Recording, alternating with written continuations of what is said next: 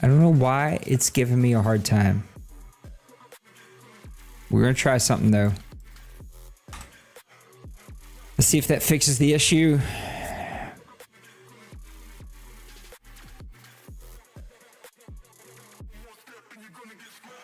Yeah, I don't know what's going on. I have no clue. I've changed one little setting. It wasn't even that big of a setting. But it's telling me it ain't good. So, I don't know why. It's sort of maddening. Let's try. Did I put too many zeros, maybe? So there's a bit rate that you have to run this show in. If you missed the first show, don't worry about it. I deleted it. It's all good. My bit rate is evidently too high, and it's causing an encoding error. And I don't know why, because my computer should not ever be having an encoding error, and I can't figure out what's causing it. And I think I might have just fixed it. We'll keep an eye on it. We'll see how it goes. Welcome again. Welcome to Press Pass Live. I'm your host, the commish, the founder of the OMFL, Nate. OMFL, the world's longest and oldest online CFM, started in 2001, and this is our weekly podcast show, and I'm sorry for the technical difficulties. I was trying to make the quality better, and evidently I was trying to make it look too good because my computer, which can usually handle this, did not like it, and so we may have to drop it even a little bit lower. And we're going to go ahead and just do that now. Let me just do this now. What's up, Big Hurt? I think I'm just going to get through the show. I think I didn't share an agenda with you. I have an agenda. Unless you feel like you can wing it, I'll let you kind of make that call. Yeah, geez, I feel like I'm all flustered. I was ready to go. I had my stuff lined up. I was ready to do this, and my computer pooped the bed tonight, and I don't know why. It is not. It doesn't normally do that. It's usually in pretty good shape. It's a reason that I bought this massive computer to do this. So, cool. Let's talk OMFL. Man, there's a whole bunch of stuff to be talking about here. Hurt, I'll jump in the voice chat. If you feel like you can wing it, we'll try to wing it together. But I can't do like a crazy long show, so you can just kind of keep that in mind. We're just going to look at a couple of games here. Let me open up the OMFL mailbag, which is chock-a-block full of questions. And let's get over here. And man, I'm all over the place. Let's get over here and let's open up what we've been doing the last couple of. I said the last couple of weeks. We're only in week 1, Nate. Come on, give it the picture here. Telling you guys, I'm all thrown off now. Let's look at some games from week number 1. There's some really good ones here. So the other problem is you can't schedule. That's what we're looking for. We're looking for league schedule. All right, here we go. Saints sneak away with a trick play. If you didn't watch it, it will be an OMFL classic. Well, jump in there, Big Hurt. I'm just going to cover some games if you want to jump in, and we'll get our feet wet here. LA Rams, I watched this game. I'm actually studying this game, Logan. Not for you. Well, I think I do play you this season, but mainly studying it because I play the Panthers next. They come away with a big victory, 24-20 against Carolina. Detroit hangs with Mr. D Money, 31-21. The Arizona Cardinals smashing the Green Bay Packers, 37-16. Houston and New England. This game scared me because I was like, oh no, we've broken our settings. 53-51. I'm actually going to come back and talk about this one. Kansas City with a 42-32 victory over Bronco Man, reluctant pancake, whatever you want to call him. I was expecting and still expect the Colts to turn it around this season, but Kansas City is flexing their muscles. Pittsburgh with a big win over Denver, 41-30. Tennessee 42. Mr. Kobe's got that team humming, 42-7 over Tampa Bay. New York Giants 56 points. My goodness, where was the defense? It showed up in my game. Where was it in y'all's game? 56-35 against Denver. Cincinnati Bengals come away with a 2-point victory over Nysinger. He's in the chat right now, 30-28. That would be an instant classic game. Atlanta with a 34-24 victory over the Seattle Seahawks. That was they were up big in that game too. I'm sure Big Hurt will touch on that one. I just seen him pop in the chat. Jacksonville falls to Buffalo, 20-14. Miami with a 20-17 victory over Las Vegas, and Dallas doing what Dallas does, 47-27 over the Chicago Bears. I want to come back over here and talk about this Houston and New England game. I never get to talk about these teams, and man, they had a hell of a barn burner here. 14 points for New England in the first quarter, followed up by a 23-point second quarter from Houston, 15-13 in the third quarter, and then New England pulls away in the fourth, holding Houston to field goals, scoring 2 touchdowns themselves, 14-9, 408 passing yards for the Patriots, only to be outdone by 438 rushing passing yards by the Houston Texans, 208 rushing yards to 136 rushing yards. My goodness, no one wanted to stop anyone. Look at the total yards gain, 843 to 616. Holy cow, that's going to take me 6 weeks to get to. There was only one turnover in this game. This is not the kind of game, the prototypical game we hope to have with our sliders. But sometimes week one is always a little weird, always a little wonky. I felt like that in first season. We kind of found our stride later on as we kept going. 19 minutes to 16 minutes for the Houston Texans. Both of these quarterbacks outstanding. Rusty Starr, 3 touchdowns, no interceptions. Shroud, 6 touchdowns, 1 interception. He had a long of 91. Mr. Roger loves to air it out. Gibson for the Patriots, 11 rushes, 101 yards. Houston, Mixon, 12 for 94. They had one guy in here, Pierce, 1 for 48. Guys just gashing big runs. DeMarco, 7 for 280. Richard, 6 for 141. Collins, 3 for 116. Thornton, 8 for 108. That was 7 touchdowns combined between just those 3 wide receivers. Oh, Big Hurt disappeared. I don't know where you went, Big Hurt. Pop back in here if you want. There were not many sacks in this one. Not a lot of defense in this one. Only 1 sack from Barman. 1 interception from Jones. These guys were offensive, crazy firehouse games, and this one was absolutely batty to go ahead and watch. I was hoping Big Hurt was in here. I was going to have him talk about his game. A massive victory for the Atlanta Falcons. I don't like to see that. I got to play the Atlanta Falcons. I don't need Big Hurt with confidence. A confident Big Hurt is a dangerous Big Hurt. And there he is right there. Mr. Big Hurt, you want to talk about your game, man? You come away with a big victory over the Seahawks. I watched this one. You were up big time on him early in this game. I think it was 24-7 in the first half. He comes trying to take a run back in the second half, but you scored 10 to kind of put that one away. Tell me a little bit about this game. Yeah, can you hear me? Yeah, I got you. Perfect. So, early on, I actually drove the opening drive, went down and scored. And then I think I got a stop, basically couldn't do anything with it. But then I was able to punt and kind of pin him a little bit deep into his own territory. I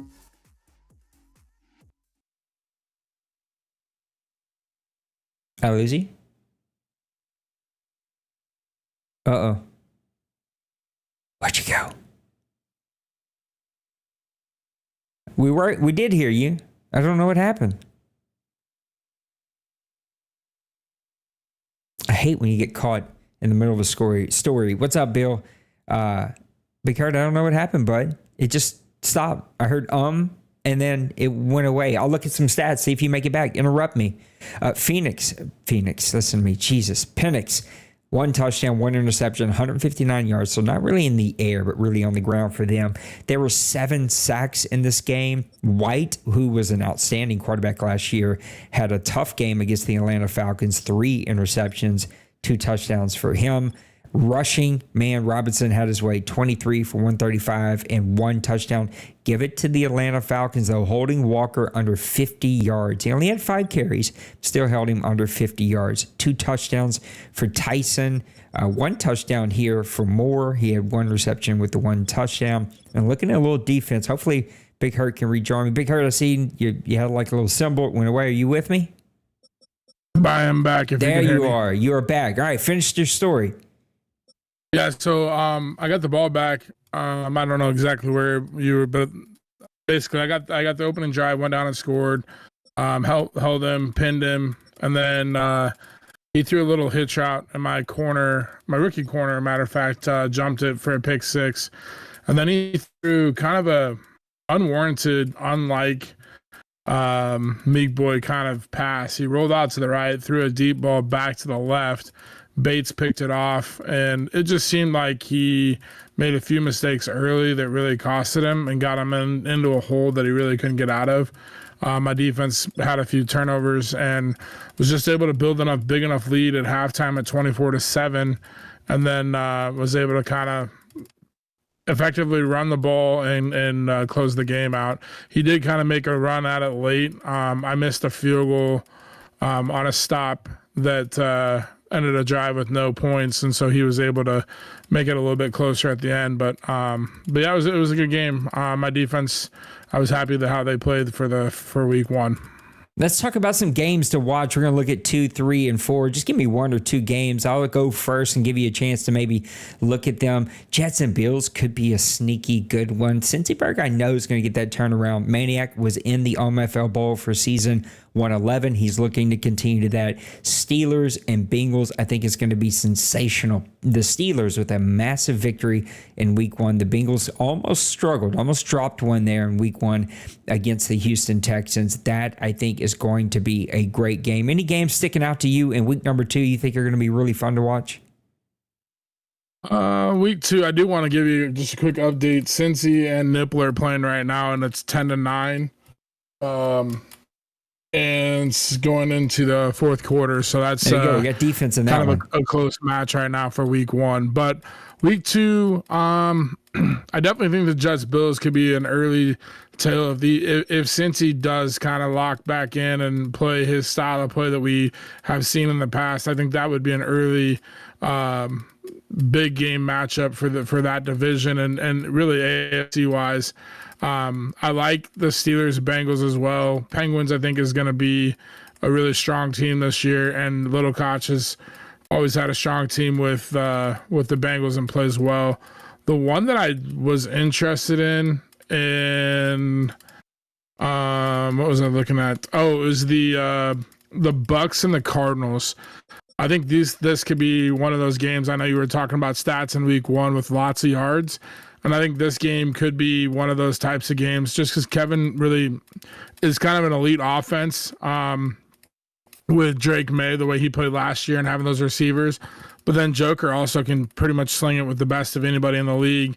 And with Marvin Harrison and the guys that he has there, that could be a really high-scoring, interesting game. But that would probably be the one big game that I'm most interested in. Yeah, 2 other honorable mentions, Seahawks, Rams. You're going to have the Seahawks good and pissed off the rest of the season. Rams, Logan, showing that he belongs in this league. Got to clean up some FPR, but he'll get there. And then a sneaky one, because of what you did against the Seahawks, the Jaguars are going to want to prove something against you. And this is going to be a game that either shows that Fleury belongs in all the conversations that he earned last year, or maybe, he's got a little bit longer to go. Looking at week number 3, oh my goodness. I just really noticed I got to play the 49ers. He's going to be rolling by then. That's not a game that I'm too interested in talking about. Colts and Eagles, man, I really do believe that Bronco Man's got the Colts turned around, but Kobe is humming after week number 1. That could be a ton of fun to be able to watch that one.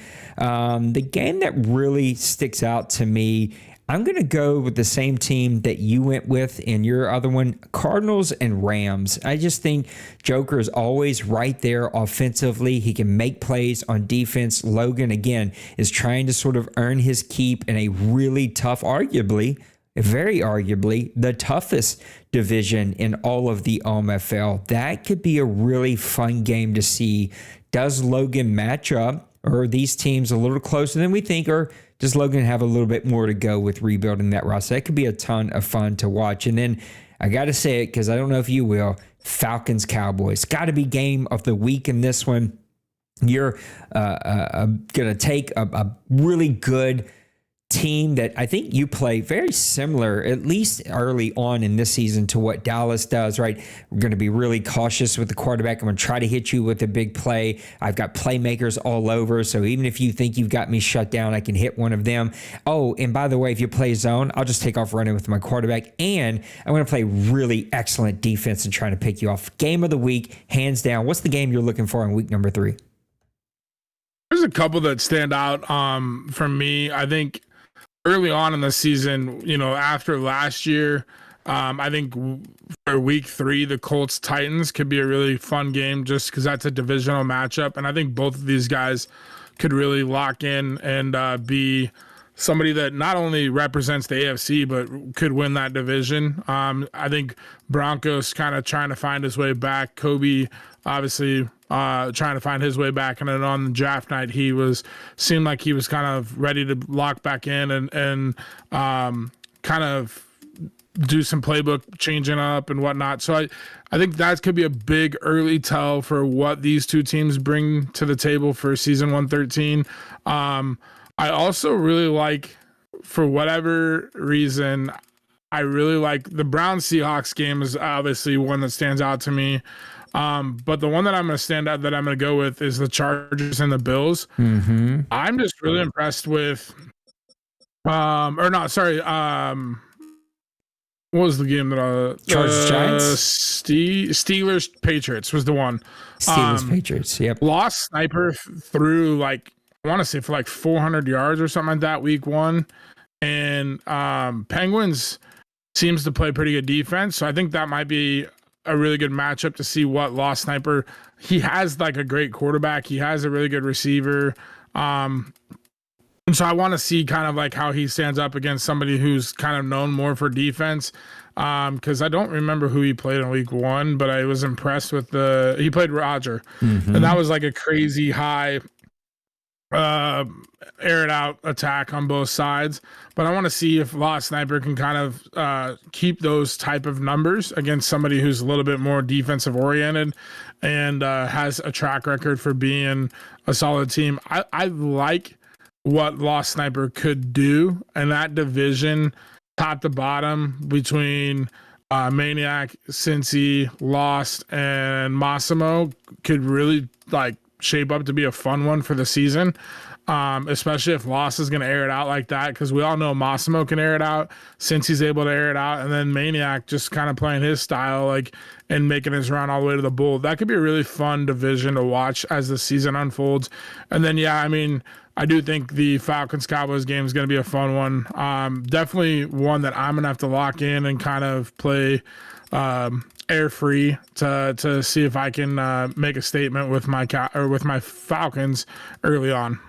Week number 4, we'll take a look at that. Has a ton of great matchups. I could probably talk about the entire schedule. Now, by the time we get to week 4, maybe we don't think all of these games are as great as we do here today, but Jets and Panthers, 2 really good teams. Jets trying to get things figured out. Panthers, I think, have figured things out. Bengals, Steelers.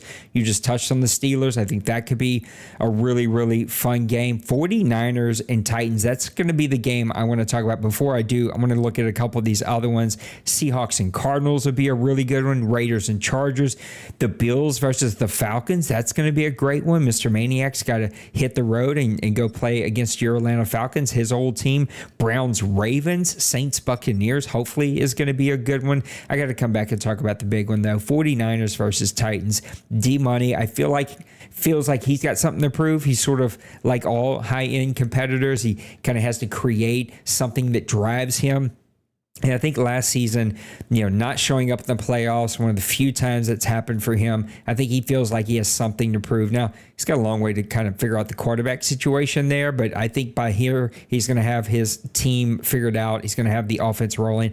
We've seen what Kobe did in week number 1. Now, he's got to do it by the time we get to week number 4. That could be 2 high-end teams trying to show that they have something to prove here in season 112. It's the game I'm going to go with. What game are you looking for in week number 4? Well, like you said, there's a handful of games that we could all tune into and probably catch a good one. I mean, Bengals, Steelers, Cowboys, Commanders, 49ers, Titans, even the Jaguars, Chiefs, Cardinals, Seahawks, Dolphins, Patriots. There's a handful of them. Bills, Falcons, Browns, Ravens, Saints, Bucks. The one that I want to touch in just for kind of to talk about is the Cowboys and the Commanders. I know Dwayne always talks about his division being pretty tough. I like what Shiloh's done with his team. I like that he is in a division. I caught bits and pieces of your game versus him week 1, but I want to see how he shapes up against Dwayne and his running a game. And like, is he going to be, with the early loss in week 1, does he bounce back and kind of keep himself in the hunt, or does he kind of fall out of the hunt? I feel like the early losses can stack up quick and then really put you behind the 8 ball when you're in a division with someone like Dwayne or D Money. So you kind of have to stay, in that win total and not fall too far behind. And I think if Shiloh's going to get a win against Dwayne, it has to come in week 4 to kind of keep himself relevant and in the hunt. And I think that being that the Cowboys are on the road, he just comes off a big game versus me in week 2. I don't remember who he played in week 3. Oh, he played me in week 3. But week 2, he played Twinkie. So it's another divisional game. But I just like to see what that matchup entails and how Shiloh stacks up against Dwayne. Yep, I think that's going to be a really great one. Let's do our season predictions, man. Tons of divisions. This is the part that could always take like a 4-hour show. Like we can just sit here and talk about these divisions over and over again. We'll see if we can get through them really quick. And then we've got about 100,000 mailbag questions. I love it. Keep the questions coming. If you see a clock next to yours, that means we're going to wait on it. It's just like I need time to go look, because I think it's a really great question, and we just can't sit here and do all of them. So let's see if we can get through this and talk division by division. We'll go and start with the AFC. AFC North, you got the Steelers. They're already at 1-0, 41 points for them in week number 1. Bengals at 1-0, 30 points for them. Browns 0-1, but they scored 30. They just gave up 41 to the Steelers. Ravens currently playing now. Sounds like they got a defensive battle. I think this could be a great division if Nipples continues to stay plugged in, if Penguins can continue to build on what he's got with that team. Bengals, made a small run last year, but they sort of hiccuped at times. And then the Browns, man, showed that they were a powerhouse. They were right there in the AFC Championship. This is a bit of a toss-up. And the reason I have pause is I wouldn't say I didn't see anything from the Browns that would make you think they couldn't repeat, outside of the fact they dropped this game to the Steelers in kind of ugly fashion. 11 points is going to be a pretty tough one. And that was with the Steelers on the road. You were at home and still laid an egg there, 30-41. So that gives me a little bit of pause. And my heart always wants to think that Nipples is going to go on a run, but you just sort of never know with Mr. Nipples. The Bengals could go on a run here. I'm going to go ahead and stick with the horse I know, and that's the Browns. The caveat is anyone in this division could win it. Do not be surprised if they get 3 teams into the playoffs. I think the Steelers will make a run. There's always going to be a part of this season where things start to hiccup. We see teams out of the gate fast in week 1. They cannot contain that for the rest of the year. They cannot keep that up with the consistency the rest of the year. So let's see if the Steelers can do that. Give me the Browns to win this division. I think the other 2 teams will be in the hunt for a wild card. Who wins the AFC South? North. AFC North. Who wins the AFC North? You just had said it, and I think it's any money, mo here. I think really honestly, the Steelers getting a week 1 against the Browns is kind of eye-opening, but not shocking because of what Penguins is capable of doing and has done in the past. But I do like how his team has come together and what he's built. And I think if he can kind of get what I would say comfortable with his team and this year's Madden game and whatnot, we're a season in, so if you're not comfortable by now, then I don't know. It might be a long cycle for you, but it's hard to go against the guy that was in the AFC Championship game, and it's not like that was a fluke by any means. So I'm going to stick with, for right now, I'm going to stick with what I know. Week 1, you come out, you're trying to find how your team plays. You got a few new pieces, or, maybe leaning on a rookie to see how he plays or something like that. So I think that game isn't one that we can say, the tide's changed. It might have, but I think for right now, I got to stick with the Browns to win the division. I definitely think the Steelers and the Bengals are both going to be relevant. If Nipple can stay locked in and play all of his games and not be too busy with life and everything, this division could be really, really interesting. And any of these teams can make the playoffs, from winning the division to grabbing a wild card. But for right now, I'm going to stay with the Browns winning it, and then all 3 teams being relative to try and grab 2 of the wild card spots. One could make an argument, if Nipples, when he is plugged in, when the Steelers are right, that is the best division in all of the OMFL. Now, NFC West is going to have the championships because of D-Money and the consistency because of the Seahawks, but top to bottom, every team here has been in a championship game, with 3 of them, maybe 2 of them for sure have won championships, maybe 3 of them with the Ravens. So, arguably, that they could make a case that AFC North, when everyone's plugged in and right, is the best division in all of the OMFL. Now let's take a look at the AFC Just South. A quick update. Yeah. We got a 20-15 game right now with 1:15 left. The Ravens are up on the Jets. They do have the ball, but the Jets have all 3 timeouts, and it's 2nd down and 11 right now. So could be interesting how this game finishes up as well. It's so funny how you feel looking at week 1. By the time we come back again, it'll be week 4, and we'll have a completely different outlook on all of these teams. Looking at the AFC South, you got the Titans and Coach Kobe at 1-0, Roger and his Texans 0-1, Fleury and his Jaguars 0-1. A bit of a surprise there, even though he was in a defensive battle, only lost by 6.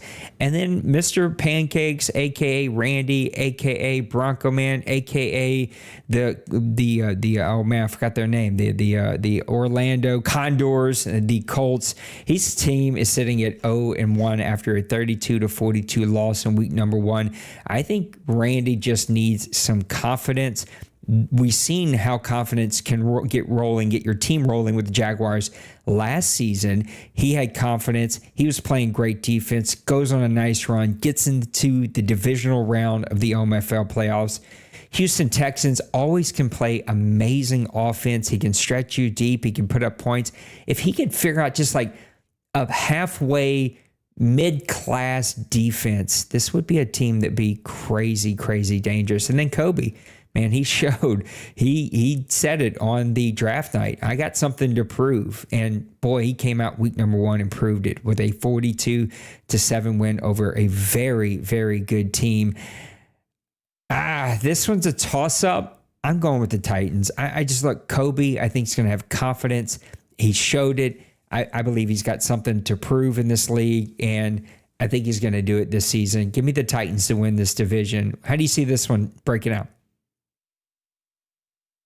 Not to change the subject, but a quick update. Since he did hold him and Nipple punted the ball 59 seconds, the Jets have 1 timeout, and they have about 82 yards to go to try and win this game.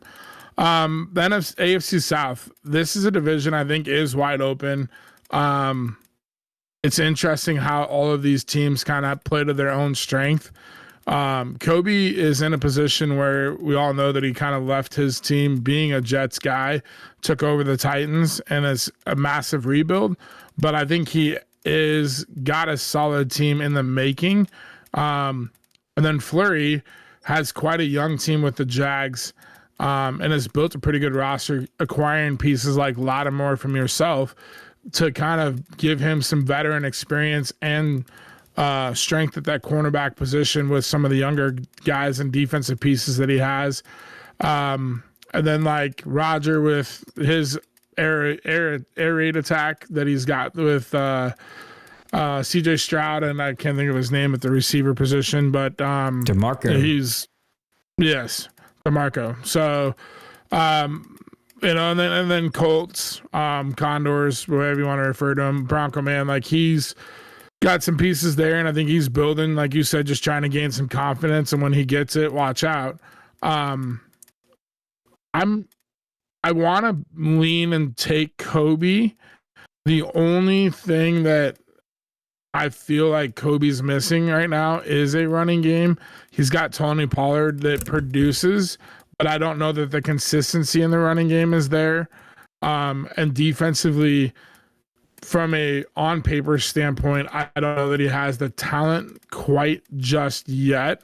Whereas the Jags and the Colts, I feel like, have a little bit better roster, but they're not maybe as confident as a owner standpoint.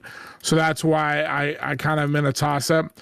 Roger, I want to see, I just want one season where I just see Roger like take off and just do what he does and just wins the division. And he's like on the cusp of it all the time of it happening. But with that being said, I'm going to go with the Jaguars winning the division, just because I do think he has the best roster team, offense and defensively. Both sides of the ball are strong. And I think if he doesn't win this division this season, I think Kobe's going to be in the mix for the playoffs wildcard team. And I think once he gets a couple more pieces, either free agency and draft next year, it's his division to lose. So I think if anybody's going to take this division right now, it's going to be the Jaguars, just because he does have a little bit of confidence. And I think Bronco could easily gain the confidence and win the division this year from a team roster standpoint. But I'm going to go with the Jags to win this division right now. Let me see the Raj and his Houston Texans in the playoffs with a top 13 defense. I think he would be absolutely scary. AFC East, Maniac and the Bills, your AFC champion in the OMFL Bowl last season. Dolphins with a big victory in week number 1, and Coach Massimo at 1-1 or 1-0. I'm sorry, lost Sniper and the Patriots at 1-0, and then Cincyberg in a really tight, close game, trying to make a run here at 0-0 in his New York Jets. This one you could go any way. I think the Jets are building and rebuilding that team and going to take small steps. Maybe not the giant leaps that we've seen the Titans make in week number 1, but I think enough steps that you will see him make a run at the playoffs. Patriots are a lot like the Texans for me, that they're a team that's sort of always sort of right there, and it just, the luck isn't on their side. Things don't come through for them. Rusty Starr is an amazing quarterback. If he can get a good running game going the way he did in week number 1, and he's got to prove it against a real defense. The Houston struggles there. And if he can get that offense rolling, he plays good enough defense, that could be a really fun team. Massimo, we know, can score points with the very best of them. Now, he didn't do it in week number 1, but he did it enough to score. So if this defense can continue to hang in there, the Dolphins offense is going to be right there. I'm just going to stick with the Bills. His team is solid. He's rolling. He's got the quarterback. He's got the running back. He's got the playmakers on a defense and offense. You know, I think he learned a lot about himself and his team in the OMFL Bowl against Dwayne. I think he's going to continue to build upon that. And some may look at his week 1 score of a 20-14 win, just barely kind of sneaking out of week 1 with a victory after being in the OMFL Bowl, as a negative. I see it as a positive. You had a tough game against Dwayne. You come into week 1, you have a tough game. Anytime you have those tough games, it shows you how to win and how to pull through. Give me the Bills to win this division. I think all 3 teams will be right there. It's good to see Mr. Maniac in the chat right now. Yeah, I think you there? Yeah. Oh, yeah. So I think the AFC East is definitely wide open. I do think Cincy will continue to get better. I do think he's a few pieces away, quarterback especially, for him to be kind of comfortable. But I think, like you said, Maniac's got the quarterback. He's got one of the elite quarterbacks in not only the entire league, but in that division. We've seen a couple of quarterbacks star, and then the Dolphins, there's a Duke, I think. But Josh Allen he's different. And when you put a guy like that in control of a player like a Maniac, that's a tough guy to defend and play against.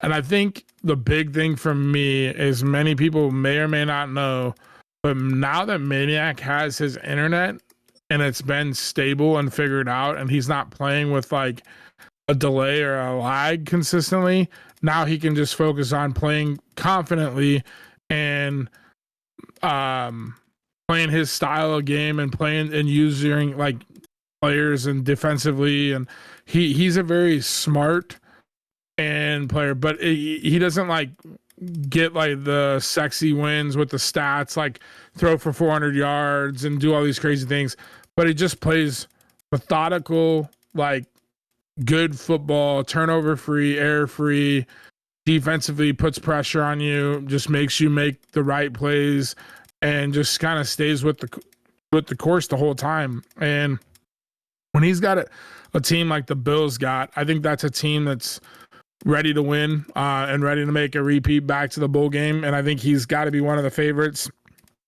in the AFC. So I'm going to keep him winning this division for right now.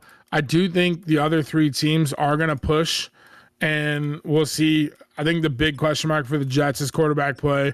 I think the big question mark for the Dolphins is turnovers and maybe establishing a little bit of a run game to keep people off balance.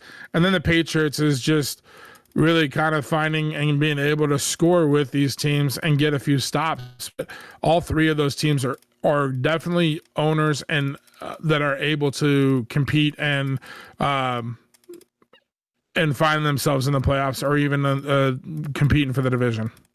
All right, let's talk about our last AFC division, the AFC East. Kansas City Chiefs putting up 42 points in week number 1. Not the season he expected to have last year. The Raiders at 0-1, though, a team that did win, or almost won this division. That's right. He didn't win it, but he was close. He did make a run in the playoffs. The Broncos, who did win this division, this one was a bit of a shocker last season to me. The quarterback play, the running game was outstanding. The number one rusher, I think, in all of the OMFL. But he starts out a little slow, giving up 56 points in his week 1 loss. And then the Chargers, they're at 0-0. They're either playing soon or in the middle. I'm not sure. I think they're playing here tonight. But Pepper's always a confidence thing. It's like a lot of teams here. When Pepper's playing with confidence on both sides of the ball, I think he likes playing really good offense. But when I've seen him play his best, it's when he's got a balanced offense but a really strong defense. I don't know if he's there yet. I'm always wanting to see where is his confidence level when we start to roll into the season. And if he starts to pile up wins, look for the Chargers to make some noise here. I can't explain to you the Chiefs. I can't put my finger on him. Last Madden, he was consistent. He was there. We've had lots of great interviews with him leading up to this Madden and in this season. The draft, he seemed to do pretty well. He's always a little cash strapped, but let me see some more consistency out of him. And this division becomes really fun, though, Big Hurt, is when the Raiders and Broncos are playing well. And last season, they both played well, but then the Chiefs and the Chargers sort of fell off, and they took a step backwards. If all four of these teams can be clicking and rolling and moving, fun division. Big Hurt, we've also seen this division be arguably the worst division in all the OMFL when all four teams are not clicking well. And, well, coming out of week 1, you sort of worry, has this division taken a turn back after the great last season that they had? And will the Raiders and Broncos, be consistent? Will the Chiefs be consistent? Will the Chargers be consistent? Flip a coin in this one. This one's really tough to call.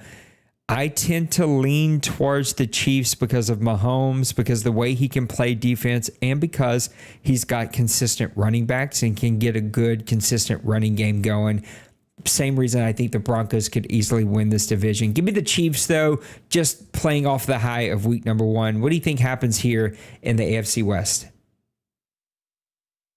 Well, you mentioned it. I think it's always fun when the Broncos and the Raiders have found their way and are representing their teams well, because then this division kind of elevates and becomes one that's fun to watch. And last season that happened.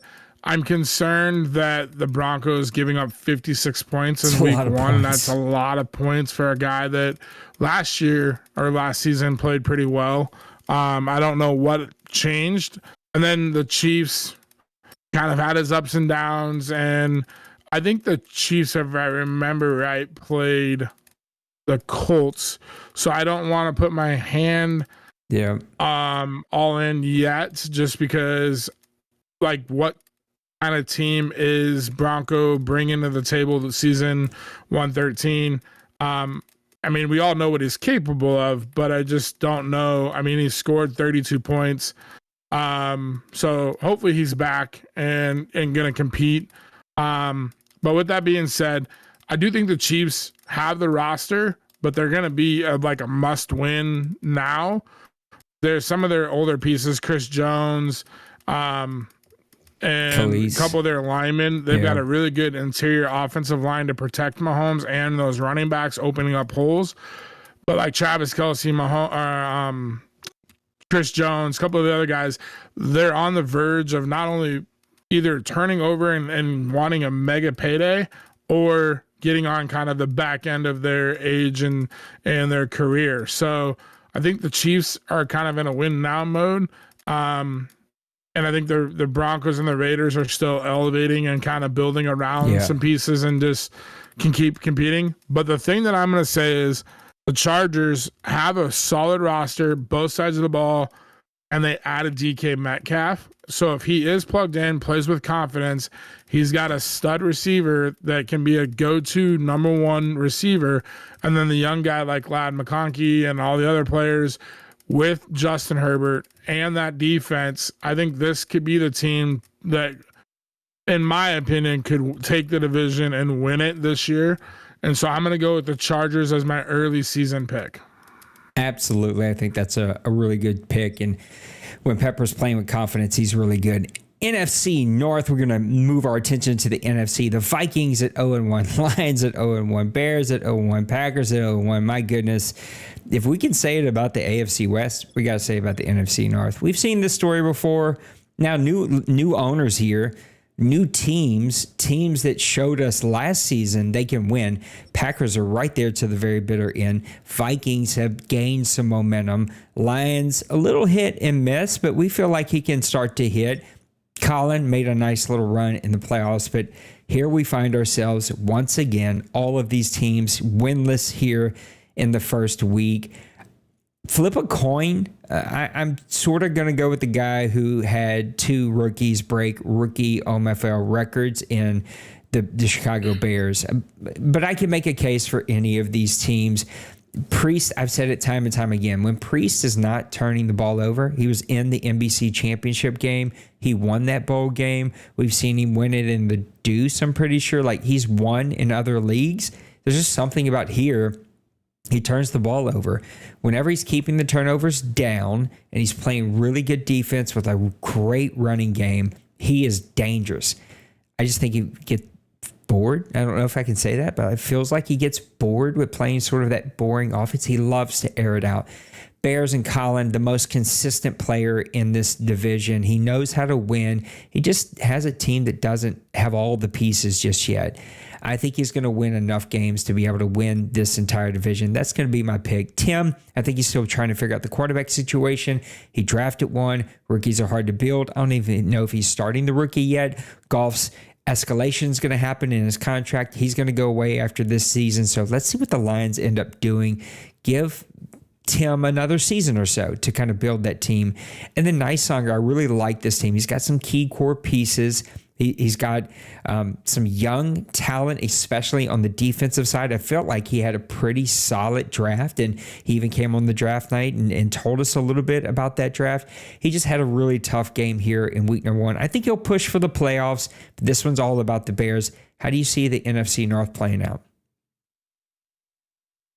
Well, I'm going to go ahead and call out Tim, because I know Tim makes comments about that he's, going to solidify the North as his to win. And, he's got a solid Detroit team. I know he kind of turned his roster over with going to a rookie quarterback, but the rookie quarterback that he got looks like he's pretty solid. So, and I think he's did got lose to the 49ers. Playmakers all the way around him. He's got speed everywhere. So I think he has what it takes to win the division and make himself a challengeable team and a difficult team to play against. Nightonger, I really like his team as well. The Vikings are very balanced. He's got a good running back.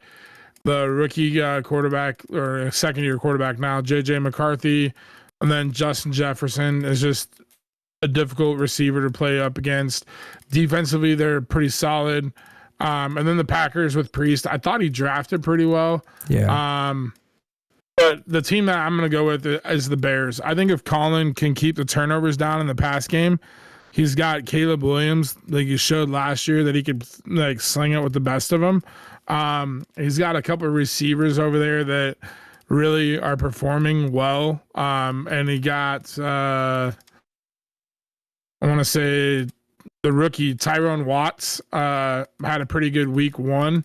And I think that was maybe pushing the ball towards him enough, maybe got a pick or two. But Roma Dunes had a pretty good first year. And then he's got DJ Moore still. And then Cole Kmet as a tight end. So he's got weapons, the run game, DeAndre Swift. And then defensively, the Bears are pretty solid. I think this is the Bears division to win right now. And just because I do think if he can limit the turnovers, which is kind of the whole thing for this entire division, I think. But I think Colin is in the position to win this division, and it's his to lose right now. With a rookie quarterback for the Vikings, or a young second-year quarterback, the Lions with a rookie quarterback, and then the Packers with another young quarterback. They're all like, and even Caleb Williams, but he's pretty solidified after last season. So I'm gonna go with Colin and the Bears. Yep, I can't argue with you. If there is such a thing as an impressive loss, the two teams that did have impressive losses would be the Lions and Vikings. So let's see how NFC North plays out. NFC South, I'm going to save that one. It's me and you. We'll come back to this one. NFC East, Cowboys and Dwayne, OMFL champion, finally got over the hurdle again. He shows in week number 1 while he is still the boss. Giants at 1-0, an impressive victory. 56 points in week number 1. Commanders and Shiloh, tough team. I got to say it up front. I knew that he was going to be a Roger. He's going to be, for me, Outlaw, Priest, like guys with records that don't think that they're competitive, and they show up and they hit you right in the jaw. And that's what the Shiloh and the Commanders are going to be. I really like what he has going there. And then our guy Twinkie and the Eagles. Twinkie actually was the team that faced Mr. Priest over in the NBC Bowl. So he had a great season. He just hasn't been able to translate that here to the OMFL. I know he is itching to win. He's itching to get some momentum going here. This is just a tough division. I can't pick anyone but the Cowboys to win the division. They are just Mr. Consistent. We all know it. I'm just going to go ahead and get it over with and hand it over to you. What is happening to you in the NFC East? Yeah, I mean, it's hard to pick against someone who is of the caliber of Dwayne with the Cowboys. The one thing about the Cowboys, I think, is the running back depth. I'm worried about him.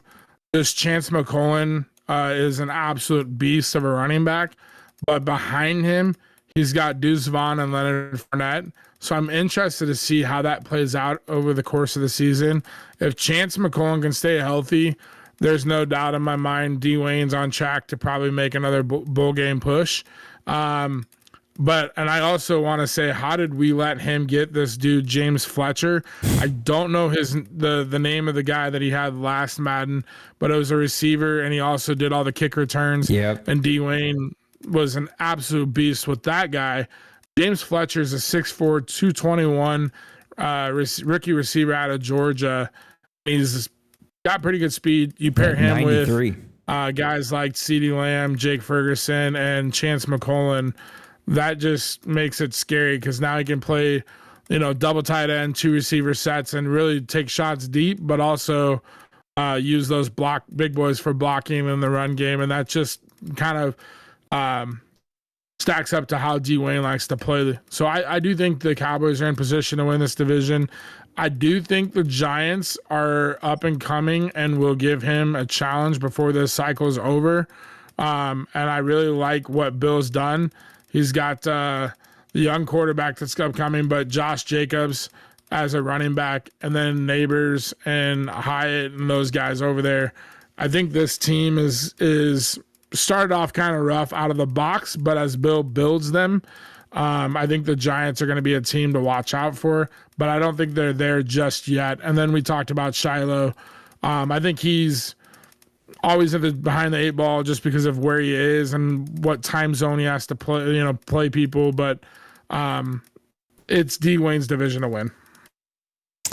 Let's look at the NFC West. NFC West. Then we'll go back to our NFC South. Cardinals at 1-0, 49ers 1-0, Logan and the Rams at 1-0, Seahawks at 0-1. It almost feels like you could have flipped that and no one would have been shocked, but it's the other way around right now.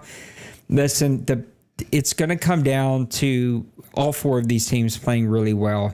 But you have to look at the consistency. Logan is still building. He's still getting used to the OMFL. He's still working through some FPR issues. He's still building a roster that lacked real talent, especially at the skill position, which I'm still a little worried about now. He's been able to scheme and play call himself out of week one from that, but can he do that long term, especially as you play top 5 defenses, 49ers, Seahawks, arguably top 10 defense in the Cardinals. Cardinals has always been a consistency thing. He's right there. He just can't seem to beat the 49ers and the Seahawks consistently. So to me, it comes down to a two-man race to win the division. I expect all 4 teams to make a run at the playoffs, and it wouldn't surprise me if this division got 3 teams in like a couple of other divisions. The question you have to answer for yourself is D-Money back? Is Meek in some kind of lull here that he's going to wake himself from and give himself poster board material and start to rock his team going? I know he was looking to make moves. He was able to get up to the top end of the draft. He was trying to replace a big-time playmaker. I don't feel like he was able to do that. There's going to be a speed factor there that he's now lacking. I know he still has that in Lockett, but I think that speed factor has really affected White early on in the season. And man, D-Money just looks like he's back, 31 points, consistent. He's got to figure out the quarterback play. If there is a season for a Rams, for a Cardinals to go make a run, this is the season. You better jump on the 49ers and Seahawks early in this one. I'm going to stick with the consistency. I haven't seen the 49ers or Cardinals or Rams be able to beat the 49ers and Hawks consistently. Give me the 49ers to win this division. How do you see this one coming out? This will be a fun one. And as you just mentioned, I think this is the division, or this year is the for this division. If the Niners or the Seahawks aren't going to win, first of all, I will say that the Rams, I thought, had a really solid draft and are going to be a team that continues to build. The Rams, you kind of have to rebuild that roster from the get-go. And so stacking up against guys like D-Money and the Seattle with Meek Boy, and even what Joker's done with the Cardinals, that you're kind of automatically, sitting in the back's last place spot, just based on the team. But I do expect Logan to iron sharpens iron. So he plays these 3 guys. He's going to, be an owner that is going to be tough to play against. And I think that he'll, over time, will continue to get better and be a part of it as his team gets better.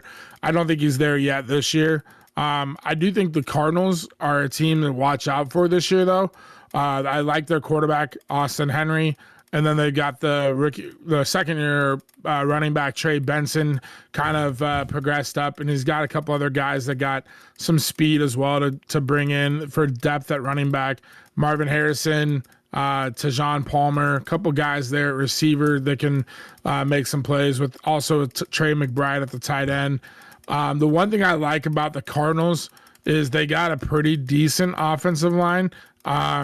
They got 2 or 3 guys that are pretty solid, and but I think Joker is a guy that uses the D line well, and causes havoc and whatnot. So the thing that obviously it's hard to bet against D-Money and whatnot, but I think D-Money is so deep at the cornerback spot, and those guys all can't be on the field at the time. So if you can find a running game, force him to play more linebackers than corners, that's what the recipe is to win. If you're playing 4 wide receivers, he's got corners for days to match up against you.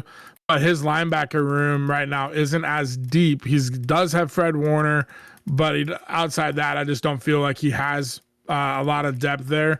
And then on the defensive line, he's got Bosa, but outside that, there's a couple question marks. And I think over time, D-Money is just going to build a gauntlet rostered team and fill in those holes. But like you said, this is the season to kind of sneak up and get him right now. An offensive line, even, I don't think D-Money's got the line yet, but he's built the skill positions to win it.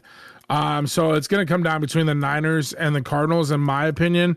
I think Meek Boy's going to suffer losing DK, and he's going to have some growing pains trying to figure out how to play without DK Metcalf, just because that's the nature of how he is as a player and what he brings to your team. But Meek Boy's going to be in it. I think he'll fight for a wild card, but I don't know that he's going to be able to overcome the early season growing pains to win the division for this season, but he'll be back next season once he figures his team out again. So I'm going to go with the Cardinals and the Niners. Like I said, it's hard to go against the Niners, so give me the Niners for the division. Nice. That'll be a fun one to watch. All right, let's go talk about our division, the NFC South. Your Falcons at 1-0. My Saints at 1-0 after a tough game against Shiloh and the Commanders on the road. The Panthers at 0-1, tough game against the Los Angeles Rams. And the Buccaneers 0-1, a really tough game against Kobe. Buccaneers, all about the offense. Great quarterback play. He's still building Drake May. He's got those outstanding quarterbacks. He is a top 3 offensive-minded coach, offensive coordinator, one could say, offensive head coach. He can call great plays.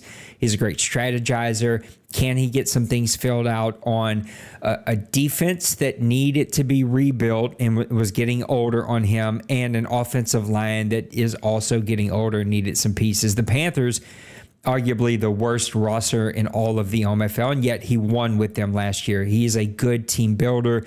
Give him a couple of weeks to get this thing rolling. It seems to be Bird's MO. He's really busy in real life right now. His MO is come out of the chutes slow, but build and be one of those mighty teams at the end of the season. I think this is really all about your Falcons. I think the other 2 teams in the Panthers and the Bucks will push you at the end. I'm very, very, very inconsistent. I have not won since 2 Maddens ago, and so I have a long, long, long way before I'm even in the conversation. My problem is I turn the ball over too much. I give up too many big plays. I get in my own head. I find ways to lose games, and good teams here find ways to win games. This is about your team and the Falcons.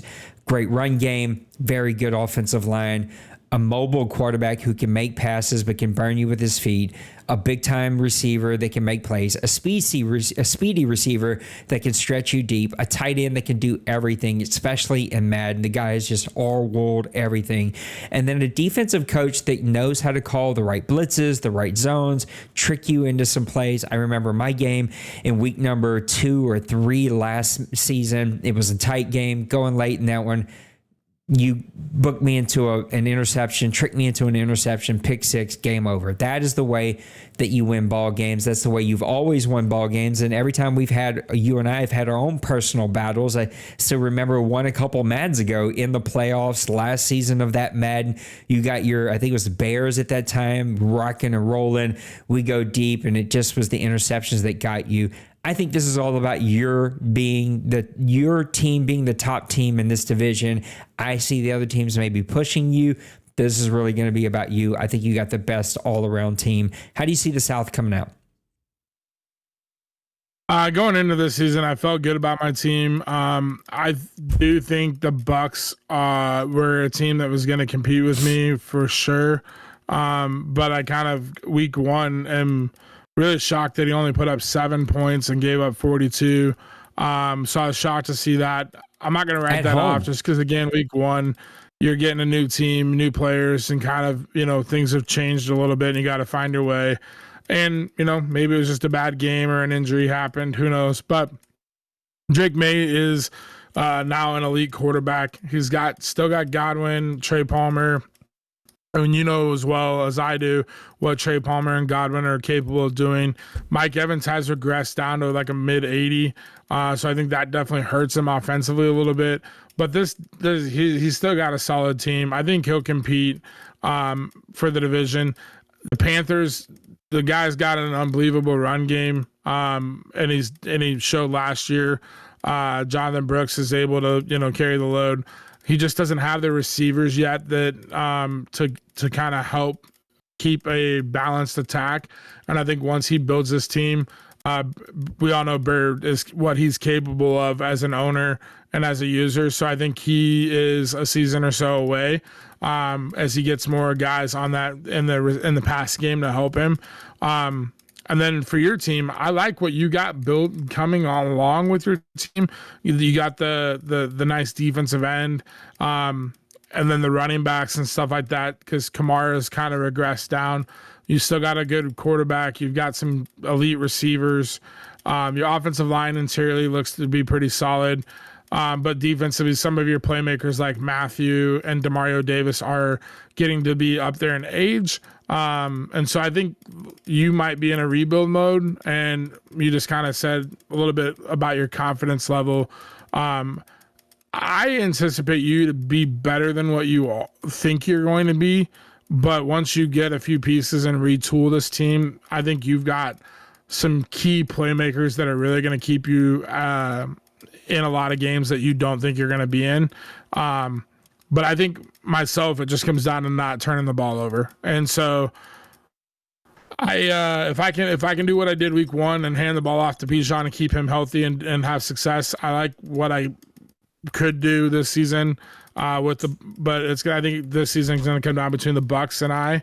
My kryptonite is Kevin. So for me, I hope that I can overcome that, but I'm going to say, just off of week 1, him giving up 42 points, I'll say the Falcons win the division. Give me your crazy OMFL Bowl, crazy early OMFL Bowl predictions. Crazy OMFL Bowl prediction, week 1. I'm gonna go. That's tough. Give me the Cowboys versus the Steelers. Nice. I think you and I are close to thinking in the same direction. Give me the Cowboys versus the Titans. I think Kobe is itching to get back. He's itching to show that he is a team to be reckoned with. Give me the Titans to go ahead and make a run. I think he's going to be playing really, really good defense. And I think we both see the NFC sort of the same. Now, you're going to try to throw a wrench in it. I know you're confident. You're going to try to show that your team should be one of those teams that are consistently there. But right now, Mr. Dwayne is Mr. Consistent, and that's going to be our pick. All right, let's open up the OMFL mailbag, see how many of these that we can get through and unpack here. Twinkie, getting going. What was the steal of the draft? I was trying to look through this to sort of see. I think it's so early. It's hard to tell what you would consider steal of the draft. And so you really, up to this point, have to just look at overalls. Look, I got 3 top 50 players with my first 3 picks. I think there are a couple of teams that are in that boat, like the Houston Texans got 1, 2, 3, 4 top 50 players. There's teams like the Eagles that have a couple of top 50 players. The Rams have a couple of top 50 players, like some really good teams that did a really, really good job. I'm going to do something a little outside of the box because these guys never get the love, and they could be pivotal big hurt in a really great season. Cincinnati Bengals drafted a center with the highest overall in this past draft, 84 overall. He's 21 years old, 6'3", 311, 89 strength. This guy's 84 win awareness, hidden development. I want to say the Cincinnati Bengals and Coach Little Koch drafted a sleeper with Gavin Quincy and their pick. Who's sort of the steal of the draft for you? when I say in my mind thinking of steal of the draft, it's not only just like overall player wise, but like kind of what team got the guy that fits their team. And I kind of mentioned his name earlier, and it was the Cowboys receiver. Yeah. What was his name? I got it for you right here. Fletcher. Fletcher, yep. He was a 74 overall, but he's 6'4", 221, 93 speed. The acceleration quite isn't there at 88, but I just think a big receiver target with 93 speed to put on the opposite side of CeeDee Lamb just makes it a threat. At least you have to honor it. And then like just the way D Wayne plays, like he puts so much pressure on you. And being a solid team that he already is, obviously he won the bowl game, and then you put a guy like that on the other side. The other alternative pick was a guy that I really wanted and I had on my board. I was gonna take him 5 picks before me. D Money of all people takes him, and that's Sergio Scarborough, the running back. I was gonna take him to kind of be a spellback for me. And he ended up getting him at 94 speed, 95 acceleration, 91 agility, 92 change of direction. And the guy has 84 carrying as well, and he's a 79 overall. I just think the way D Money plays with his running game, he's got Garendo, who's a like absolute beast. It's Madison kind of for the short down, but now like if Garendo gets hurt, he's got a guy to fill in and like doesn't fall off at all. And so I think that's another pick that I would say is maybe a steal of the draft, because I want to say he was like 3rd round or something like that. Yeah, he was late.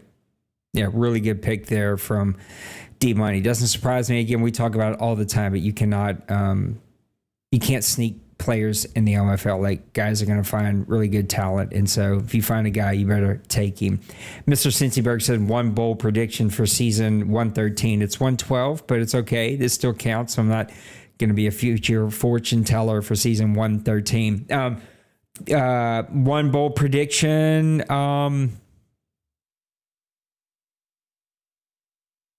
Jets, Steelers, Titans all make the playoffs. What's your I'm going to go with my I kind of already said the Chargers were going to win that division, but I don't know that that's bold. I'm going to say, even though I picked the Niners to win the division, I'm going to say if I was to pick a bold move, I would say Cardinals win the West. Oh, that's right. I forgot that you picked that. Tim said, who improved their team the most this previous offseason? I think that's really sort of tough to tell because there's a lot that goes into it, and there's such a short amount of time that goes in to the off seasons. I think it can be a bit difficult to keep your sort of finger on the pulse of who's improving their team, who's not improving their team, who's taking a step back, who's taken a step forward. I would say, though, overall, taking the draft into consideration, taking the free agency into consideration, I'm going to pick Logan in the Los Angeles Rams. I just think he hit home run after home run after home run.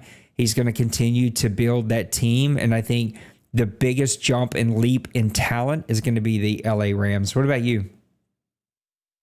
Yeah, I mean, he's kind of stole the show there. I was going to say the Rams definitely had one of the best drafts. I also think taking kind of the offseason in a whole, 1B for me would be the other LA team and the Chargers. Being that Pepper got a guy like DK Metcalf to kind of solidify his team, giving him a number 1 target. I really liked that move, what he did there.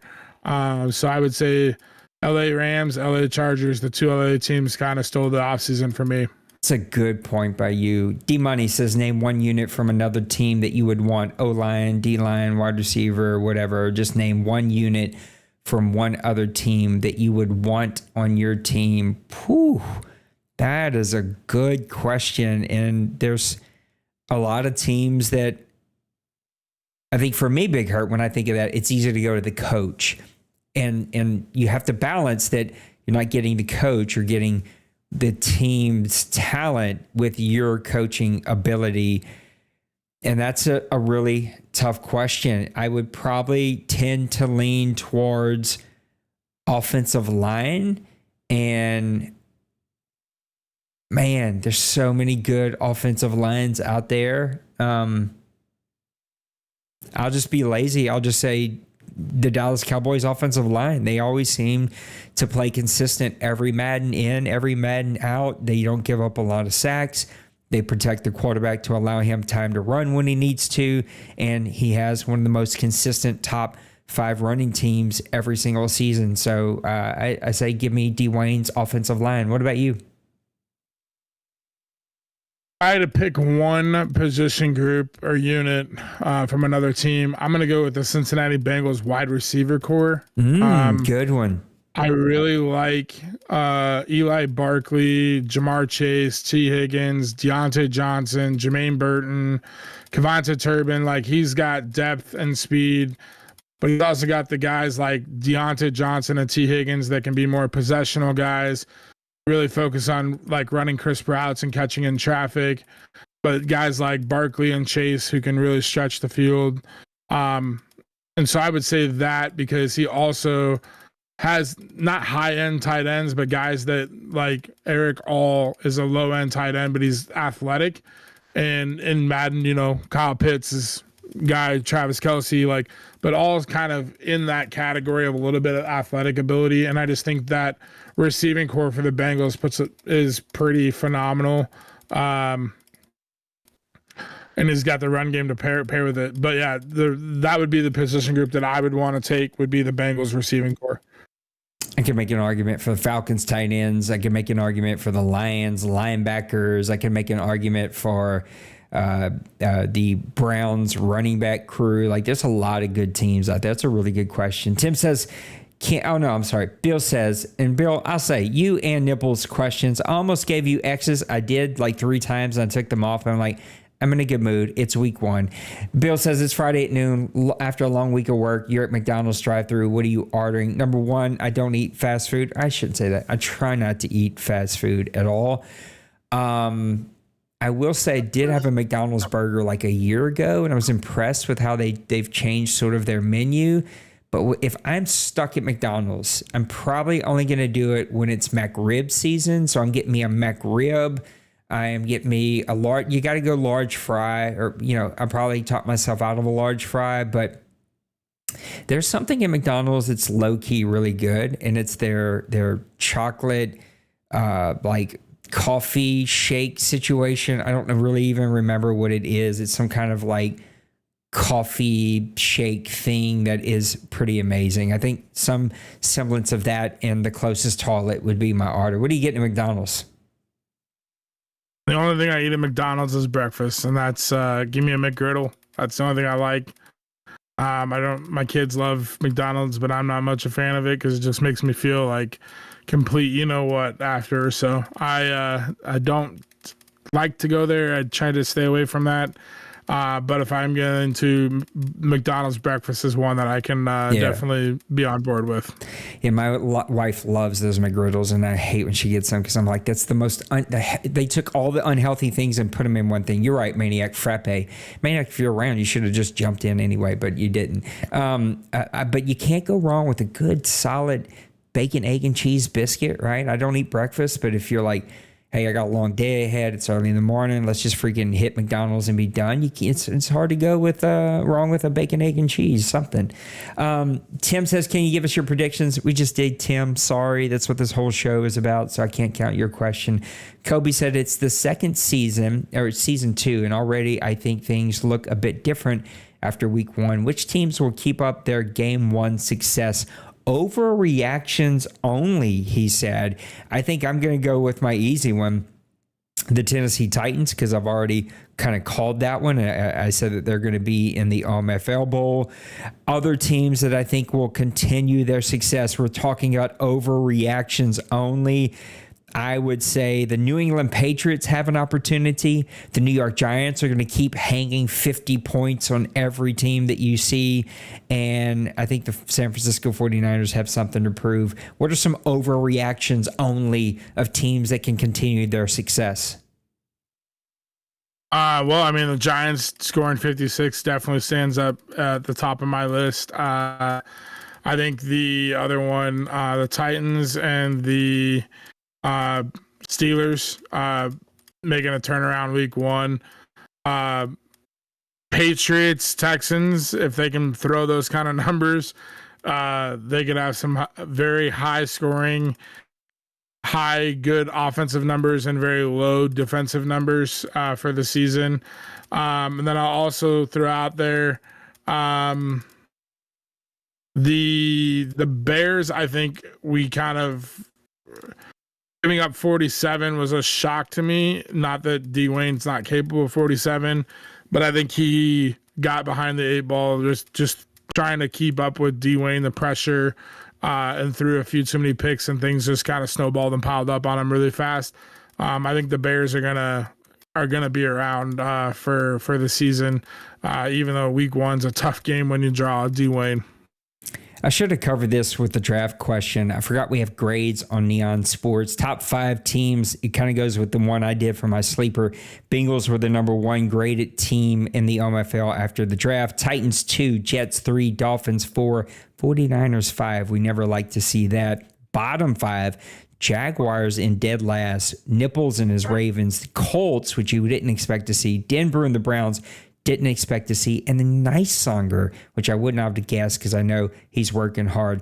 Same question from Kobe, but the other way around. Which teams are likely competing for the number 1 pick? It's hard to tell. We're 1 week deep. Like, who knows what is going to happen here? I tend to pick on the teams that we sort of always pick on. I think my Saints could be right there. I think the Colts, they got a lot to prove. They can prove me wrong tomorrow, but so far he's proving that he's going to be right there. The Lions could be right there. The Buccaneers have had those like random, weird, really bad seasons. He could be right there. You like the Chargers. I need to see things from the Chargers. He could be right there. Jaguars. I think the Jaguars are going to take a step back. Great season last year. Really good team. Really bad draft. I think he could be right there. What are the teams that you think could be hunting down that number 1 pick? That's a tough question because I really like early on, I could really pick out like almost any of these teams that have like a really good season, but I could also see some of these guys just struggling.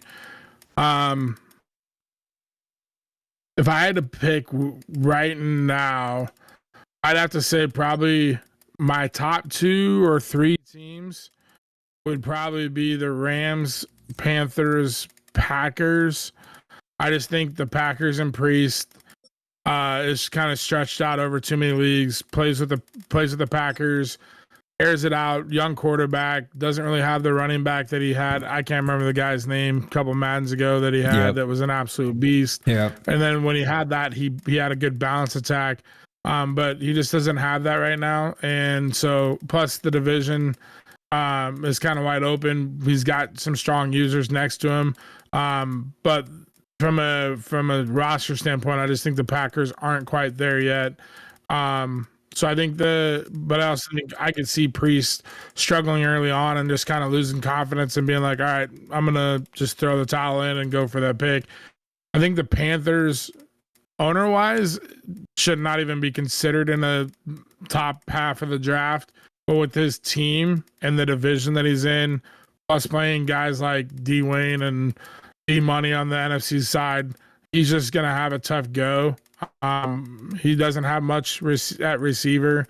And then like skill guys even around Bryce Young other than Jonathan Brooks. But I think the games stay close because he can run the ball. But I think the Panthers are a team, and I think once he gets a few pieces around, watch out because he's gonna like make a quick 180 turn and be competing for playoff spots and division titles. And then the Rams, like we just talked about, like the division he's in, Logan's still kind of finding his way, but he's in probably one of the top 2 toughest divisions in my opinion. AFC North and the NFC West they're just so loaded. AFC East I could throw in there as well. But I just think Logan's gonna have a tough time competing against guys like Joker with the Cardinals, D Money Yeah. with the Niners, and Meek Boy. I mean, that's 6 games that are just brutally tough games. So I would say those are my 3 teams early on. All right. Deborah said, take a look at your schedule and tell us a couple of teams that you're looking forward to playing. We're an hour and a half deep on the show. We still got 5 questions to go, so I'm going to run through mine really quickly. Forward to playing, I'm going to take divisional opponents out of it. Always look forward to playing those guys. I'm looking forward to playing the Dolphins.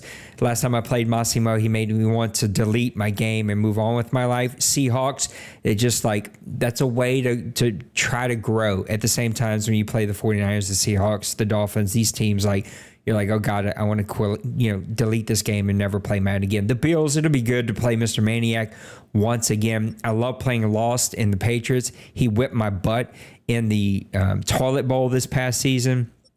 Cincy and the Jets, I don't get to play him often at all. Rams and Vikings, 2 teams I think I played maybe once or twice. I don't get to play them much. Bronco Man, literally, I was so angry at my preseason game against him. I literally was like, I either got to remove you or I got to quit playing this game. That's how angry I was. Like, he was that hot at that time. And then there's been a couple times I played Joker. Those were fun games. So I am looking forward to my entire schedule. I think I'm playing some fun teams and owners I don't normally get to play, but I've stunk for 2 Maddens, and so I know by week 3 I'm going to be ready to just quit playing Madden again. So take all of that for what you get out of it. Any top teams you're looking to play in this upcoming season? Just making it quick. I mean, Cowboys, Bills, Niners are the 3 teams at the top. I mean, I got all 3 of them on my list, but I also play the Jets, Patriots, Cardinals, and Bears. I think are the 3 other or That'll 4 be a other fun teams one. that I would look forward to playing that I don't get to play all the time. But yeah, seeing the Cowboys, Bills, and Niners on my schedule, I was like, oh boy, that's gonna be especially in the first, like, I want to say 8 or 9 weeks. I got all 3 of those guys. I just had the league's worst season. I had the number 1 draft pick. And I played the Seahawks, the Bills, the 49ers, my divisional opponents. Like, what? This is not the worst team in the league schedule. What is this? This is terrible. It's going to be really, really bad. Mr. Rogers says, now that you've had your first draft of the cycle, what are your thoughts on the new scouting and draft setup? I got to be honest, I got no complaints. I love it. I thought it was a lot of fun. There's 2 things I would say. I miss the old way where you were given points and you went into each player and they had all of their attributes and you had to spend points. I thought you could find sleepers better that way. That was my one disappointment, is even with the new system, the way that, because I'm doing the drafts now, randomized, the way we do all of that, it's the OMFL, bro. And Big Hurt, you can't sneak anybody out in the OMFL. Like, it's hard to even say anybody's a sleeper because all the top dudes are gone in the first 15, 20 picks. Like, at the end of the second round, you're drafting backups. The OMFL is just on top of it, and we have owners that are just on top of it. And I was sort of hoping with the new stuff there would be an easier way to get some sleepers, and there just isn't any way to do that. Not in this league. Any feedback about the new setup? I mean, I absolutely love the draft board, the cosmetics, like the jerseys, the players holding the jerseys and stuff, I think is all like super cool. Yeah, I like the draft board too. The one thing I don't like or wish they'd bring back is like previous draft to be, once the board is gone, like round 1, as you're getting into round 2, 3, 4, whatever, in the later rounds, being able to go back and kind of see who's drafted who by like, because for me, it's like, I know this guy's going after a D tackle, like, and then I don't remember if he drafted a D tackle or not. Just kind of like trying to project who's going to take who coming up. I wish you could go see like who's been picked by who. That way you can kind of project like, hey, I'm 5 or 6 picks out, like, or 10 picks out, like who's going to be there. So I can kind of have my pick ready. I think that would help speed things up maybe a little bit, and also just be a little bit more prepared. The other thing is the scouting thing. It gives you like 3 guys to scout, and it's always like, well, who, like, I really want a cornerback, and I'm gonna scout 2 of my 3 guys at corner, and then I feel like I like just kind of wasted one guy. I don't want to scout one guy and be like, I don't want him at all. So I wish they would have like a way where you could like tier scout and like unlock like 100% or like 75%, 50%, just to kind of have a better idea of like maybe that guy is or what you players. want or don't. I don't know how they would do that, but that would be the only feedback that I would have to change. That would be that, and then looking back at previous picks. Yep, and also a movable personal favorites draft board. Like the fact that you got to put those in order sucks. But off of your idea, like just give us 30, not 3. In the NFL, you get 30 personal one-on-one visits with players. Give us 30. Come on, it's a video game. Just give us 30. Let us, 100% scout 30 players. So, I think that could be better. Nice Hunger, break it down by sections. What do you think won each stage of the offseason? Nice Hunger, to be honest, I have no clue.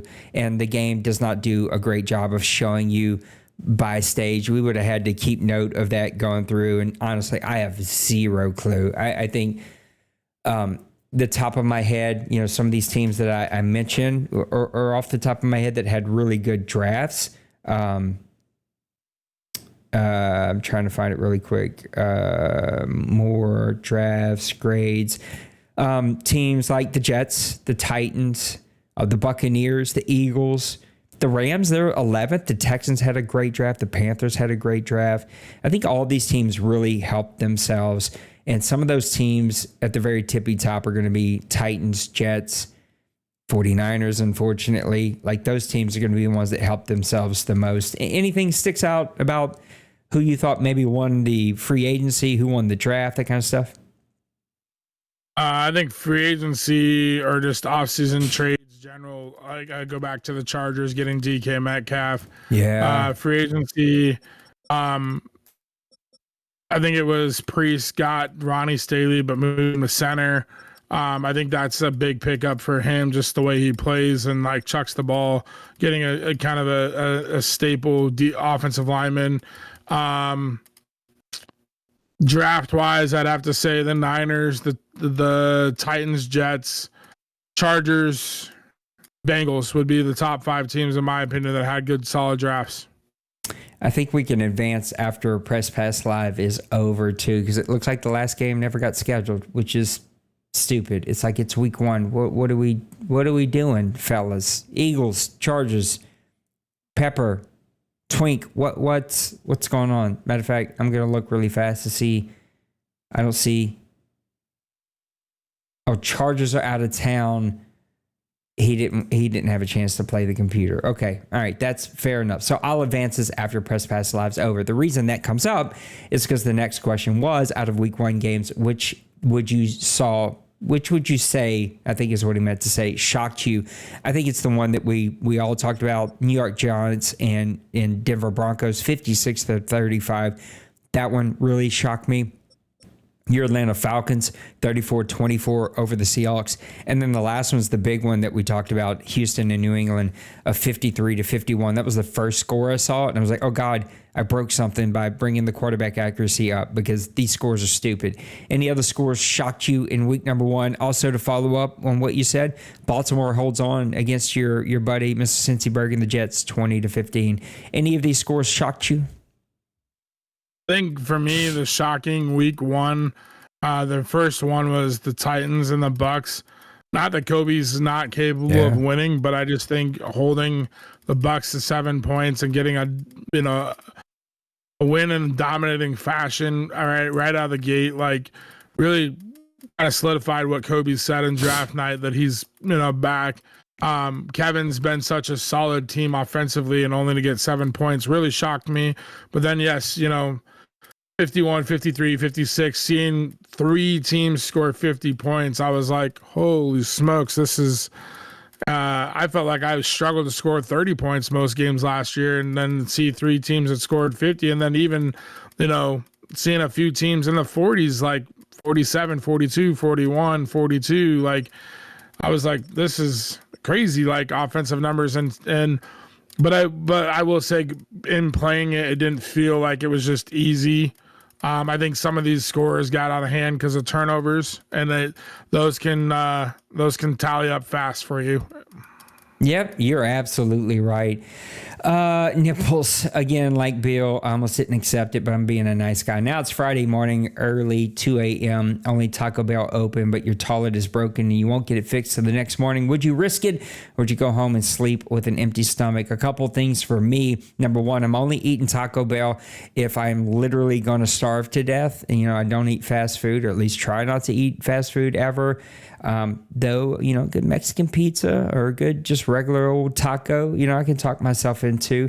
If it's 2 a.m. for me, I have not been drinking adult beverages, and so I'm probably fine with going home on an empty stomach. But I look at this question through your lens, Mr. Nipples, and you're probably, had a few too many beverages behind you. So it's a good chance that you're going to go ahead and eat Taco Bell and probably shat yourself in your sleep. What about you, Big Hurt? You doing any Taco Bell at 2 a.m.? That's quite the way to put it there, Nate. I would say in my days now, I'm avoiding Taco Bell even when I'm hungry. I don't, again, go back to the McDonald's. Makes me feel a special way that I don't like feeling. In my younger days, my party days, I would grab a few drinks. Taco Bell was the one place that was always open. I'd grab Taco Bell, come home, eat it, and pass out, wake up the next morning and be like, why do I feel like crap? Is it the drinks, or is it the Taco Bell, or a little bit of both? But I think at this point in my current days, I want to say wiser days, but I would say I'm avoiding Taco Bell at 2 o'clock or 2 p.m. in the afternoon. Yeah, there's no number that I'm looking forward to eating Taco Bell. But I do have a follow-up question of my own. Number one, for us, what was always open, especially back in the party days of Nate and Tiff's life, it was Waffle House. And you know what? I'll eat Waffle House any time of the day, because Waffle House is always good for a dinner and a show. And the food's actually really good at a good Waffle House. Because I've been in this situation where the last time I did have to eat Taco Bell was in a little town. I actually went back home to help my dad, and there were no options but fast food for dinner. It was like, you either don't eat or you eat fast food. So if you're stuck in a place where your only option is fast food, what is the chain that you're going to eat? And Chick-fil-A is not an option.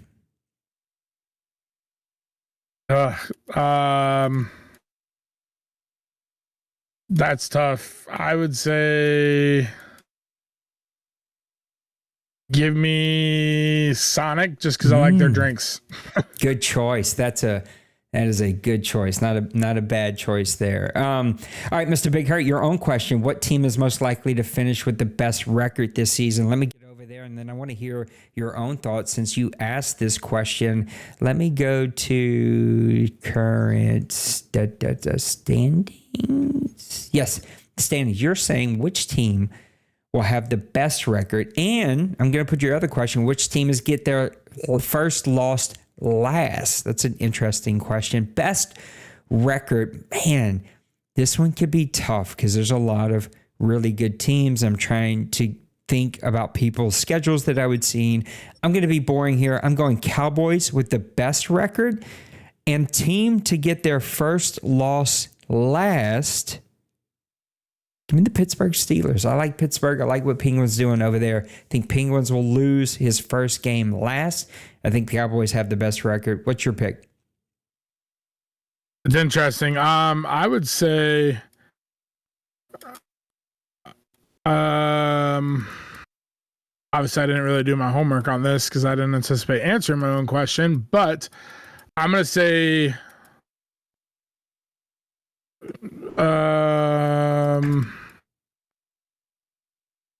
best record I'm going with is the Niners. Actually, I'm gonna take that back. I'm gonna go best record.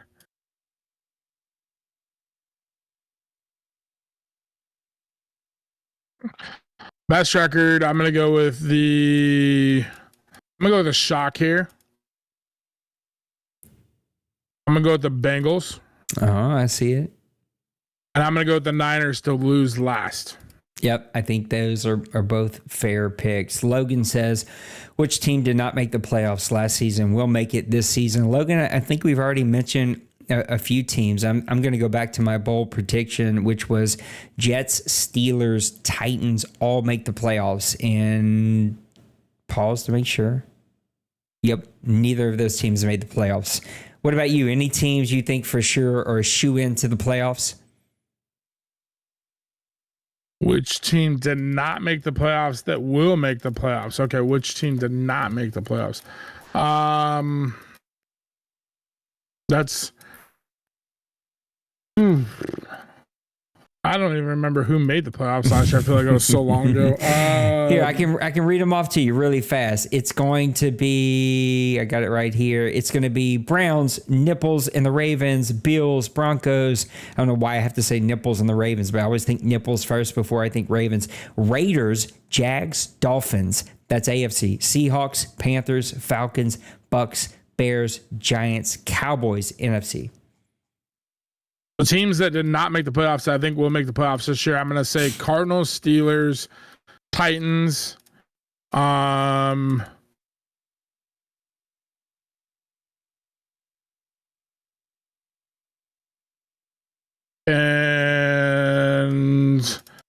I'll say those three teams: Titans, Steelers, Cardinals, and I feel like there's another team. Oh, and then Giants. I'll say those are the four teams that I think make the playoffs that did not make the playoffs last year. You know a team neither one of us said? Because we don't think of it this way? 49ers. Neither one of us said the 49ers. We both agree the 49ers are going to be a shoe-in. So you said the 49ers are going to lose last, and I think they're going to win their division. So, I think it's just funny. Neither one of us named the 49ers. Big Hurt, thanks for jumping in here with me. Maniac, I hope you enjoyed time with Dad watching the game. I don't even know who won. Maybe you could tell me who won that game. You don't want to know who won the game. Okay, that was a brutal Monday night game. Oh, it was close last time I checked it. It was a close game. But listen, I'm a Saints fan. It was the Joe Mixon show. Yeah, my Saints have been pretty terrible. Nephi, day has been going okay, bud. I'm dead tired, though, and I got to get to bed because I actually got to go to the office tomorrow. I don't get to just walk here into my office. Thank you, Big Hurt, for jumping in with me. I was checking up there because I forgot to turn my lights on up there. Anyway, thank you, Big Hurt, for jumping in with me. Maniac, you should have jumped in, but I hope you enjoyed time with Dad. D-Wayne, I haven't heard from you, so I'm going to assume that you're at work or you're just enjoying Cowboys Monday night, but I hope that you're safe and well. Big Hurt, give me one final thought as we wrap things up here, bud. Just keep playing games, scheduling. Let's get through season 2, have some fun with this. I do want to touch base, as we get into season 2 and 3 and then kind of turn the corner. One thing that you mentioned that I really liked was the FPR stance that you took. If you can make it right if you make a mistake but you make it right, it's not going to penalize you for your incentives. I really like that stance that the board took, and that kind of opens up the door for you to just be a genuine, honest person. We're going to make mistakes. We're not always going to be perfect, but when you realize you did it, sometimes it's not it's hard to say sorry and then like that person to be like, oh, okay, it's good, we're good, move forward. When you actually take control of that in the game, it definitely goes a lot further. And so I like that stance that the board threw that out there. And I just noticed that. I just hope that everybody kind of realizes that everybody is human and we're going to make mistakes in the heat of the moment, and just kind of think about that before you just go off the wall and start, submitting FPR and all that. Yep. Listen, Shiloh and I talked. He broke a pretty bad FPR in my game, and maybe if I would have lost that game, I would have reported him. But I didn't lose, and I didn't want to ruin the guy's incentives after 1 week. I think Shiloh's a good dude, and he just whiffed and missed on a pretty bad FPR. It was like 78% zone coverage with one-man defense called in the second half, and it was when I was kneeling the ball out. So clearly that's a really bad FPR and one that is like really important here in the OMFL. But look, I just didn't turn it in. I just sent him the feedback and was like, you got to change it. I'm not going to turn you in to pop you. I know not everybody feels that way. I've seen some things happen a couple of seasons ago where guys started to be really petty, and like every little comma that was missed, they were getting turned in to sort of prove a point. I would say the same thing. Like, let's just try not to ruin people's incentives. Now, listen, if they can't pay it back, they can't make it right, they beat you, I get it. Just sort of try to think about the bigger picture. And I get some guys here just don't care for one another because they've had bad interactions over. I noticed the other day, like a lot of us have been together like 10 seasons. We're talking like 6-7 Maddens together. And so sometimes you just get personalities and people that just don't love each other. So it is what it is. On my final note is like, let's just enjoy the season, man. I pumped up quarterback accuracy on purpose. I do think it's going to have to come down just a hair. It's at 45 right now, I think is where it is. I think it's probably going to settle at 43. We're going to wait a little bit longer. Going to keep an eye on sacks as well. We may lower pass block just a little bit. We're going to see, though. We're going to give it a couple more weeks, keep playing out. The stats are really bad for season one. We're pumping it up a little bit to see how we can get there and kind of have more balanced stats. So, Big Hurt, I appreciate you. Thanks for jumping in with me. Sorry, everybody. I had some technical issues, but I appreciate you fighting through it with me. I'm going to go get my old self to bed because it's like an hour past my normal bedtime, so I got to get myself to bed. For Big Hurt, for all the board here, for all the guys, I appreciate you. Pleased with the long-term injuries. Logan, there's nothing I can do about long-term injuries. There's no long-term injury slider. There's just an injury slider, and I think it's actually in a good place, and it's supposed to be. We're supposed to have injuries. Real life Saints have like 25 people on the injury list this entire season. Injuries are supposed to rob you of a season from time to time. It happens. We'll keep an eye on it though. And if it gets bad, we'll do something. But so far it hasn't been bad. We've got one, two, three, four, five injuries all season. After all the games are played. Sorry, this is not bad enough. It's right where it should be. All right, guys, I got to get out of here. Big Hurt, I appreciate you, dude. Thank you again. I'm hoping, though, bring back, what was the show called? Now I'm drawing a blank. It's too late at night. It's midnight. What was your show called? Down a Distance. Down a Distance. Bring back Down a Distance. I love a second show. It gives me something to listen to that isn't me because I'm not going to go back and listen to me. Guys, I got to get to bed. I love you. Take care of yourselves. Take care of those around you. Remember that you matter. I'll see you on the next one, which is tomorrow. Saints-Panthers. A big matchup. Come watch it. See you then. Bye.